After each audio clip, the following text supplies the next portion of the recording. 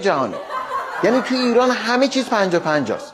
یعنی یا میری تو اتاق عمل میمیری که خب روحت شاد و یادت گرامی، که دوستان شب جمعه است برای پرنستارایی که از بینمون رفتن یه فاتحه کامنت کنین دیگه. 50% بعدی از مردن بدتره. یعنی شما زنده از اتاق عمل میای بیرون ولی بعدش خبرش میاد که مثلا ترتیب تو دادن. الان خبر اومده 1% از کسایی که میرن تو اتاق عمل ترتیبشون داده میشه. یعنی به محض بیهوشی یکی میگه برو که رفتی، میکشه پایین میزنه تو بیمار. حالا داستان این آدمای محترم و دکترها همینجا تموم نمیشه. اینم یه وکیل که از تجاوز به موکلش تو اتاق عمل گفته. یارو رو بیهوش کردن، هر کاری خواستن باهاش کردن. عملی که قرار بوده نیم ساعت طول بکشه 34 ساعت طول کشیده. آخه لعنتی کل بیمارستانم میزدن تو اون بدبخت، اینقدر نمیشد. تو 34 ساعت محتوای 3 ماه فیلم پر در میاد. چیکار دارید میکنید با بیمارا؟